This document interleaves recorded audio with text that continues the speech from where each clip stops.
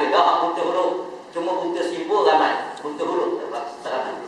Zaman Nabi dulu, buta huruf ramai. Berapa orang dia boleh membaca? Umar boleh baca. Abu Bakar boleh baca. Yang lain semua tak boleh membaca, menulis. Bila dia rubah, tak boleh. Ada lagi sahabat-sahabat Nabi yang lain. Tapi kemudian mereka berjaya membina tamadunnya begitu hebat, boleh menulis dan membaca dengan kehadiran Al-Quran dan kehadiran Nabi sallallahu alaihi wasallam. Nabi sendiri tak boleh baca boleh.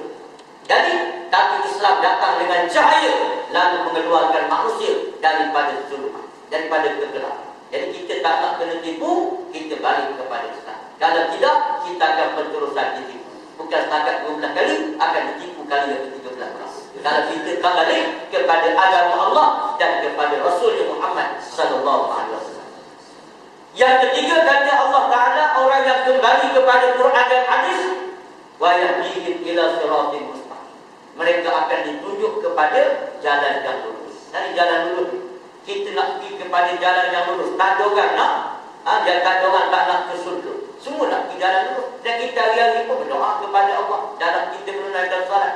Ihdinas siratal mustaqim. Wahai Tuhan, tunjukkanlah aku jalan yang lurus.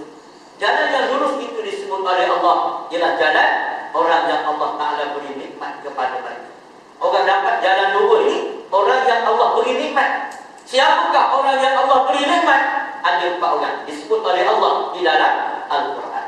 Alladzina an'ama Allahu 'alaihim minal nabiyyin was-siddiqin was-syuhada was-shalihin wa hasuna ulaika rafiqa. Allah Ta'ala kata orang-orang yang mendapat nikmat Allah yang pertama di kalangan para nabi-nabi. Para nabi-nabi ini dapat nikmat Allah dan memperolehi jalan lurus di dunia sampai ke akhirat. Yang kedua ialah siddiqin, orang yang benar-benar. Setengah ulama menafsirkan siddiqin ialah sahabat kepada para nabi-nabi dan rasul-rasul. Setengah kata siddiqin ialah orang yang mengikut jalan nabi dan rasul walaupun dia di zaman sekarang. Maka dia orang yang benar mengikut jalan Allah dan Rasul. Yang ketiga syuhada, yang keempat ialah orang yang saleh. Wa hasuna ulaika rafiqa, itulah sebaik-baik orang yang kau nak buat kawan dan nak dijadikan teman. Kerana kalau kamu berteman dengan mereka, kamu akan mendapat nikmat daripada Allah. Dengan siapa? Dengan Nabi-Nabi. Jadi kita kena berteman dengan Nabi. Ikut ajaran Nabi, mana hak Nabi kata halal itu sunnah Nabi. Kita beli buku kitab Fadailul Amal contohnya.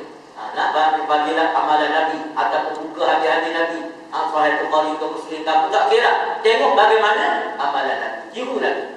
Puasa amalan Nabi. Ada mendekatkan kita dengan Nabi dengan nikmat daripada Allah. Berpuasa. Orang yang sentiasa berpuasa, Allah akan beri dia kebenaran. Dengan puasa-puasa sunat. Jangan puasa hari-hari pun nak puasa, itu lagi pelajar Allah itu. Jadi kita puasa dengan salat sunat, amalan Nabi, buat amalan Nabi walaupun orang semua Nabi dan sebagainya, orang semua belaka nanti, orang tak kenal dia nanti. Nabi simpan janggut, dia kata sebab Nabi tak ada pasal cukup. Jangan dulu. Dari mana semua ini kita ikut ajaran Nabi, insya-Allah kita mendapat nikmat daripada Allah. Ikut Nabi-Nabi. Sabar dalam perjuangan. Kita tunaikan hubungan kita dengan Allah Ta'ala. Sedikit dan kita jadi orang yang benar.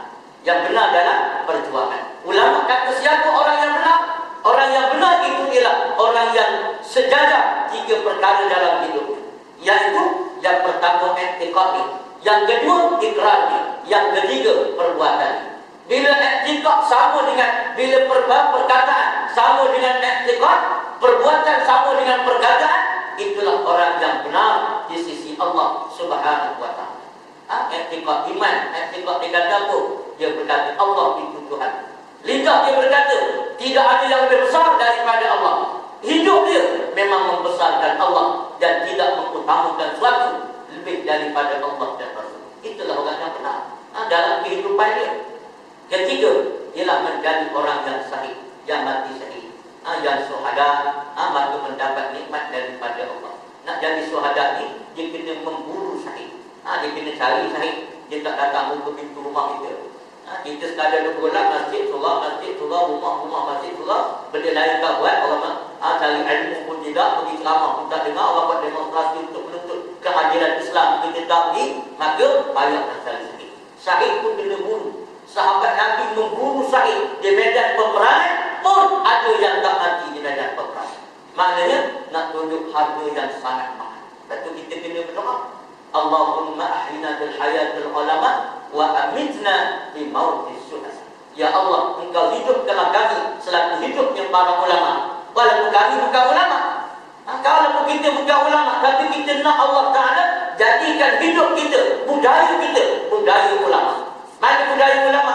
Menjaga waktu salat, menjaga adab-adab, menjaga akhlak, menjaga tingkah laku, menjaga halal dan haram. Itu ulama. Walaupun kita bukan ulama, hidup secara ulama.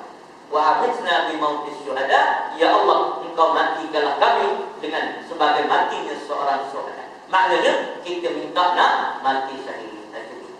Ada seorang dia kata memang cadang nak mati syahid, tapi doa dah lagi timbang syahid pun. Timbang pula syahid. Jadi maknanya syahid itulah yang dibunuh oleh orang-orang yang cinta kepada Allah. Mati biasa semua sakit. Hatta Nabi kita Muhammad mengikut riwayat dalam hadis, Nabi sakit mati. Sampai Aisyah, sampai Fatimah dan Sayyidina Ali sampai peluk atas dari Nabi. Kerana tahan menahan sakitnya mati. Rasulullah, Nabi dan kekasih Allah pun sakit mati. Tapi Nabi kata, ada pun orang yang mati syahid adalah seumpama digigit oleh seekor semut sahaja. Ada tak sakit mati syahid. Sebelum darah pertama menintis sampai ke bumi, rohnya telah berada di dalam tembolong burung-burung hijau yang berterbangan di dalam surga. Maknanya ada nak cerita keindahan mati syahid. Lepas kita kena doa. Kena semayang aja tak mati syahid. Ada kadang-kadang takut nak doa mati syahid. Bimbang tu syahid tu. Dia tak tahu mati itu boleh berlaku dalam keadaan apa saja.